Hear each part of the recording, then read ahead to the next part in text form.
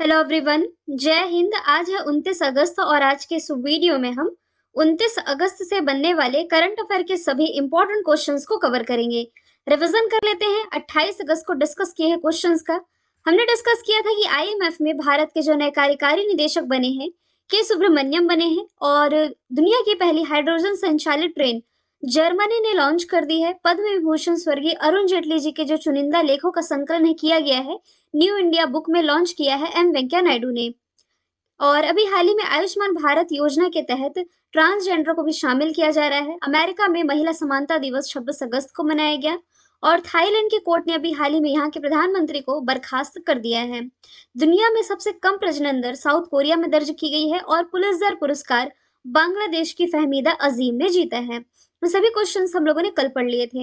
आज का हमारा जो पहला इंपॉर्टेंट क्वेश्चन है 15वां Asia cricket tournament, Asia cup tournament जो कि इस साल का शुरू हुआ है यूएई में। देखो, वैसे पहले इसकी शुरुआत होनी थी श्रीलंका में, लेकिन अभी श्रीलंका में आप जानते ही हो आर्थिक आपातकाल की भी घोषणा की गई, आर्थिक संकट से गुजर रहा है, तो बाद में फिर इसे यूएई शिफ्ट किया गया था। सेम वैसे ही जैसे भारत में आईपीएल हो रहा था, बीच में कोरोना आ गया, तो फिर बाकी के आईपीएल के मैचेस यूएई में हुए थे। वैसे ही होना था पहले श्रीलंका में, लेकिन अब इसे पोस्टपोन किया गया यूएई में। 15वां इसका एडिशन है और 28 तारीख को भारत इसमें अपना डेब्यू कर रहा है। भारत पाकिस्तान का मैच कल ही हुआ है 28 अगस्त को, और मैं जब ये वीडियो रिकॉर्ड कर रही हूँ इस समय इंडिया के 2 ओवर बाकी हैं, 2 ओवर बाकी हैं और मैं रिकॉर्ड करने आ गई हूँ क्योंकि ऑलमोस्ट 11:30 बजने वाले हैं, 11:20 हो रहे थे, तो मैंने सोचा 12 बजे वीडियो अपलोड करना है। खैर, तो यूएई की यदि मैं बात करूँ तो इसकी कैपिटल है अबू धाबी, करेंसी हो जाएगी यूएई दिरहम। और आप लोगों को मालूम ही है यूएई के नए प्रेसिडेंट बनाए गए हैं मोहम्मद बिन जयाद अल निहान। ठीक है, भारत अपने देश के बाहर पहली आईआईटी शाखा स्थापित करेगा। कहाँ करेगा? तो इसी दुबई में स्थापित करेगा। इसका साइंस एंड टेक्नोलॉजी से रिलेट करोगे तो इसका पहला मंगल मिशन है, होप मिशन, ये लॉन्च करने जा रहा है। और इसके लिए जो अंतरिक्ष यात्री चुनी गई है ये है नूरा अल मतरोशी। इसके अलावा जम्मू कश्मीर में शहरीकरण और औद्योगिकीकरण को, शहरीकरण आप कह सकते हैं, इसको बढ़ावा देने के लिए यूएई सरकार के साथ ही समझौता किया गया है। समझौते से याद आया सेपा। सेपा यानी कि comprehensive economic partnership agreement, Bharat और यूएई के बीच में भी सेपा अग्रीमेंट पर हस्ताक्षर हुए हैं। और 2021 में world largest and longest, tallest आप कह सकते हैं, world largest and tallest observation wheels, ये इसी यूएई से लॉन्च किया गया था। स्पोर्ट्स का सवाल है तो देखो, आईसीसी मेंस वर्ल्ड कप अगले साल का 2023 का ये भारत होस्ट करने जा रहा है, जबकि इस साल का जो वुमेन्स वर्ल्ड कप रहा 2022 का, होस्ट किसने किया था? तो ये होस्ट किया था न्यूजीलैंड ने। विजेता कौन रही थी? तो विजेता रही थी ऑस्ट्रेलिया। अगला प्रश्न है, उत्तर प्रदेश सरकार ने किस जिले को इत्र यानी कि परफ्यूम पर्यटन स्थल के रूप में विकसित करने का फैसला किया है? तो कन्नौज को इत्र पर्यटन स्थल के रूप में विकसित किया जाएगा उत्तर प्रदेश गवर्नमेंट के द्वारा। देखिए, उत्तर प्रदेश सरकार की वन डिस्ट्रिक्ट वन प्रोडक्ट योजना आप लोगों को मालूम ही होगी। वन डिस्ट्रिक्ट वन प्रोडक्ट योजना के तहत उत्तर प्रदेश में जैसे 75 जिले हैं, तो 75 जिलों के 75 जो प्रोडक्ट हैं इन्हें प्रमोट किया जाएगा। हर जिले के एक प्रोडक्ट की कुछ खासियत होगी, तो उसे एक विशिष्ट पहचान देने के लिए वन डिस्ट्रिक्ट वन प्रोडक्ट लाया गया था, जिसकी जो ब्रांड एम्बेसडर है ये कंगना रनौत चुनी गई थी। ठीक है, क्वेश्चन पर आऊंगी, लेकिन ये शुरू कहाँ से हो रहा है ये मैं बता देती हूँ। पूरा मैटर है वन डिस्ट्रिक्ट वन प्रोडक्ट का। तो उत्तर प्रदेश सरकार ने शुरू किया था, ब्रांड एम्बेसडर कंगना रनौत को बनाया था ताकि इसे प्रमोट किया जा सके। और ये उत्तर प्रदेश सरकार की ही जो वन डिस्ट्रिक्ट वन प्रोडक्ट योजना है, इसे ओएनडीसी से कनेक्ट करने वाला पहला राज्य उत्तर प्रदेश ही बना है। अब ओएनडीसी क्या है? यानी कि open network for digital commerce. कहने का मतलब है कि अब ऑनलाइन भी चीजें, जो 75 जिलों की चीजें फेमस है, लोग उनके बारे में जानकारी जानना चाहते हैं, तो ये ऑनलाइन भी इन्हें मिल सकेगी। यही है ओएनडीसी से जोड़ने वाला पहला राज्य उत्तर प्रदेश बना है। तो इसी में एक जिला है जो जिसका नाम है कन्नौज। कन्नौज है किसके लिए प्रसिद्ध? इत्र के लिए प्रसिद्ध है। भारत में जो इत्र का एक्सपोर्ट किया जाता है ना, इसमें कन्नौज की अहम भूमिका है। तो कन्नौज को मतलब कि कन्नौज में इत्र उद्योग को बढ़ावा देने के लिए इसी साल यहाँ अंतरराष्ट्रीय इत्र मेले का भी आयोजन किया जाएगा। ठीक है, तो उत्तर प्रदेश का जो कन्नौज जिला है, इसे खास तौर पर इत्र के रूप में पहचान मिल सके, क्योंकि अंतरराष्ट्रीय बाजार में यदि देखा जाए ना, तो उसकी मांग भी है ना? तो इसके लिए सरकार के द्वारा यहाँ एक चित्र पार्क भी विकसित किए जाने का फैसला किया गया है, जो कि इसी साल शुरू कर दिया जाएगा। अब यदि मैं बात करूँ उत्तर प्रदेश की, तो इसकी राजधानी हो जाएगी लखनऊ। मुख्यमंत्री योगी आदित्यनाथ है। उत्तर प्रदेश में ना टोटल 75 जिले हैं, मैंने बता ही दिया है। लोकसभा सीटों की संख्या 80 है। राज्यसभा सीटों की संख्या हो जाएगी 31। राजकीय पशु बारहसिंगा, राजकीय पक्षी सारस, राजकीय वृक्ष अशोक और राजकीय पुष्प यहाँ का पलाश हो जाएगा। उत्तर प्रदेश का जो कानपुर शहर है, कानपुर, इसे उत्तर भारत का मैनचेस्टर कहा जाता है। यही भारत का पहला लेदर पार्क स्थापित किया जा रहा है। आगरा वैक्यूम आधारित सीवर सिस्टम का उपयोग करने वाला भारत का पहला शहर आगरा ही है। लखनऊ को आप ये रिलेट कर सकते हो, 2 दिन पहले मैंने आप लोगों को बताया था कि पहली नाइट सफारी जैव विविधता पार्क की स्थापना यहीं की जाएगी। ठीक है, कानपुर से आप ये भी रिलेट कर सकते हो, गंगा नदी के किनारे बसा सबसे बड़ा शहर ये कानपुर ही हो जाएगा। अगला प्रश्न 31वां व्यास सम्मान 2021 का किसे मिलेगा? देखिए, जब घोषणा हुई थी तभी मैंने बता दिया था, लेकिन अब इन्हें मिल चुका है। हाल ही में जो असगर वजाहत है, इन्हें 31वें व्यास सम्मान से सम्मानित किया गया है। के बिरला फाउंडेशन के द्वारा महाबली नाटक के लिए इन्हें सम्मानित किया गया। तो व्यास सम्मान 10 वर्ष में प्रकाशित किसी भी भारतीय नागरिक की हिंदी उत्कृष्ट रचना के लिए प्रोवाइड कराया जाता है। 1991 से ये दिया जा रहा है। 4 लाख रुपए प्रशस्ति पत्र भेंट किए जाते हैं। तो इस बार का जीता असगर वजाहत ने, पिछले साल का शरद पगारे ने, और 2019 में नासिरा शर्मा ने जीता था। अच्छा, पहला व्यास सम्मान किसे मिला था? रामविलास शर्मा को मिला था। अब हम बाकी ऑप्शन की बात करें, तो मैंने आप लोगों को बताया था भगवंत अनमोल, इनकी जो रचना है प्रमेय, इसके लिए इन्हें साहित्य अकादमी युवा पुरस्कार से सम्मानित किया गया था। दामोदर माउजो तो 57वां ज्ञानपीठ अवार्ड आप रिलेट कर सकते हो। और रामदरस मिश्र, तो इस साल का जो सरस्वती सम्मान है, ये भी के बिरला फाउंडेशन के द्वारा दिया जाता है। तो ये रामदरस मिश्रा ने जीता है। भारत का सर्वश्रेष्ठ आकांक्षी जिला किसे घोषित किया गया है? तो अभी हाल ही में जो हरिद्वार है, हरिद्वार, इसे भारत का सबसे आकांक्षी जिला घोषित किया गया है।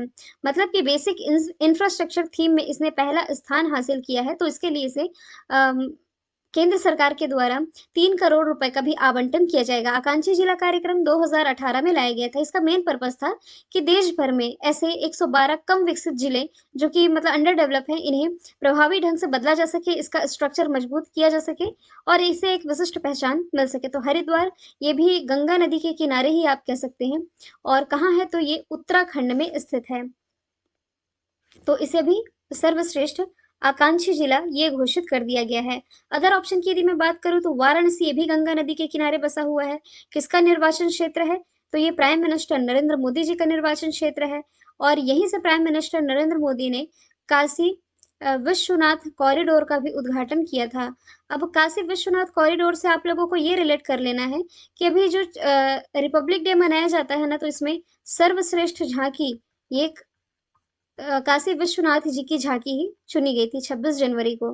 ठीक है, वाराणसी से भी आप रिलेट कर सकते हो। रोपवे फैसिलिटी की शुरुआत करने वाला दुनिया का पहला शहर ये वाराणसी, आप बनारस भी आप इसे कह सकते हैं। फिर अहमदाबाद, अहमदाबाद से क्या याद आ रहा है? एक तो देखो दुनिया का सबसे बड़ा क्रिकेट स्टेडियम है ही। दूसरा आप ये रिलेट कर सकते हो, टाइम मैगजीन के द्वारा ना अभी हाल ही में दुनिया के सर्वश्रेष्ठ स्थलों की जो लिस्ट जारी की गई थी, इसमें केरल और अहमदाबाद को स्थान दिया गया था। फिर दिल्ली से आप ये रिलेट कर सकते हो, भाई पॉल्यूशन के मामले में टॉप पर तो है ही, इसके अलावा सीसीटीवी से निगरानी रखने के मामले में दिल्ली टॉप पर है। अगला प्रश्न है, अंडर 17 वुमेन वर्ल्ड कप 2022 किस देश में होगा? देखो, होगा तो भारत में। हालांकि कुछ दिन पहले मैंने आप लोगों को बताया था कि भारत का जो फुटबॉल फेडरेशन, इसे फीफा ने निलंबित कर दिया है, लेकिन अभी इस साल का under 17 women world cup Bharat host करेगा। और फिर भारत में मेजबानी होगी 30 मतलब अक्टूबर महीने में इसका आयोजन किया जाएगा। फीफा यानी कि federation international the football association, इसकी जो स्थापना है 1904 में की गई थी, ज्यूरिख स्विट्जरलैंड में 1904 1904 में स्थापना हुई है। ज्यूरिख स्विट्जरलैंड में हेडक्वार्टर हो जाएगा और गियानी इन्फैंटो इसके अध्यक्ष हो जाएंगे। अभी फीफा मेंस वर्ल्ड कप चल रहा है, आप लोगों को मालूम ही है, 2022 का।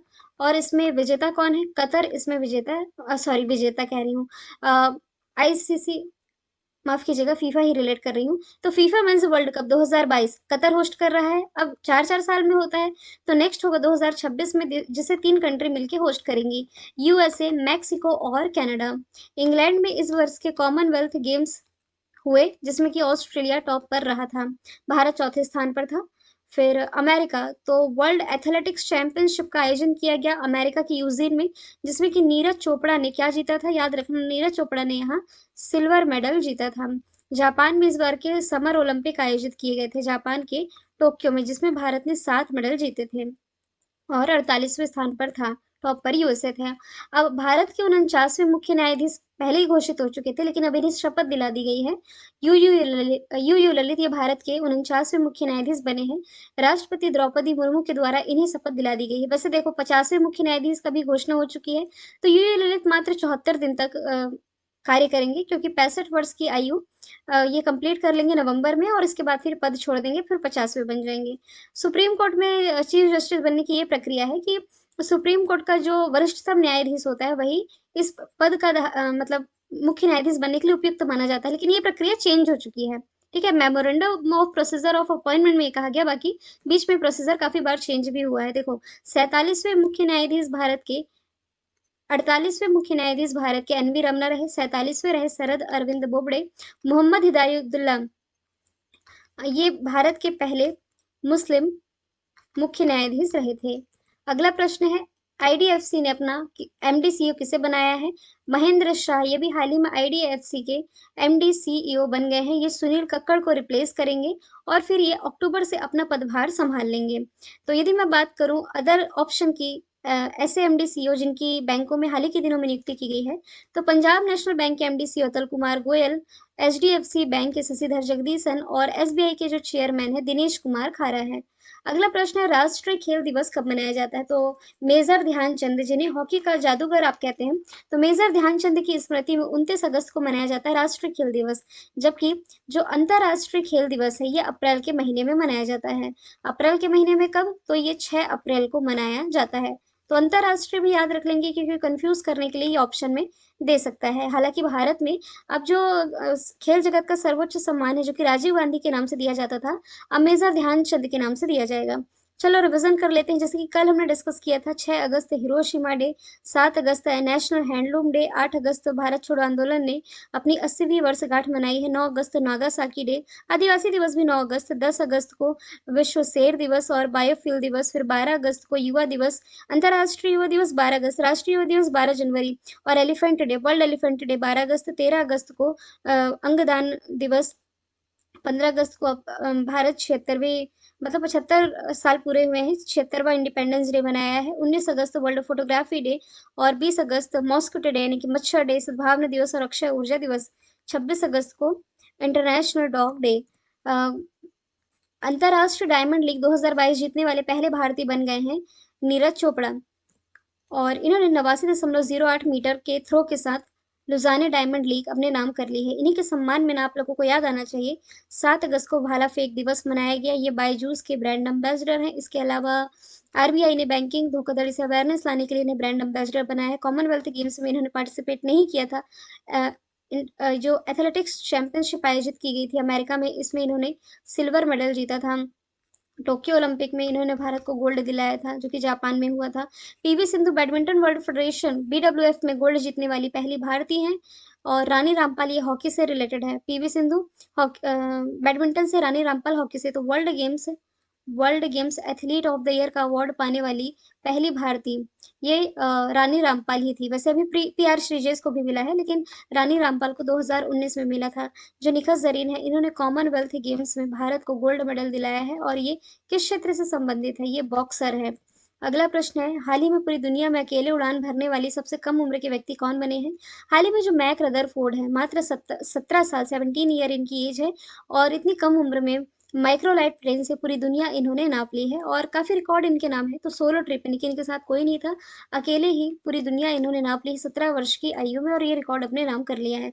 वैसे आप रिलेट कर सकते हो, जैस्मिन हैरिसन का नाम अटलांटिक ओशन पार करने वाली सबसे कम उम्र की ये व्यक्ति बनी। 21 वर्ष में इन्होंने अटलांटिक ओशन पार कर लिया था। कामी रीता शेरपा माउंट एवरेस्ट पर सबसे ज़्यादा बार यानी कि टोटल 26 बार चढ़ाई करने वाले जो व्यक्ति हैं कामी रीता शेरपा ही हैं। विराट चंद्र मात्र 7 साल की उम्र में अफ्रीका की जो सबसे ऊँची चोटी माउंट किलिमंजारो को फ़तह करने वाले दुनिया के सबसे युवा व्यक्ति ये भारत के विराट चंद्रा बने थे। कल मैंने आप लोगों से पूछा था कोप 27 कहाँ होगा? इजिप्ट में। आज का सवाल है यूके में भारत के अगले उच्चायुक्त कौन बने हैं? आंसर कमेंट बॉक्स में बताइएगा। आप मुझे टेलीग्राम पर भी फॉलो कर सकते हैं डेली की क्विज और पीडीएफ के लिए। टेलीग्राम वीडियो के साथ थैंक यू सो मच।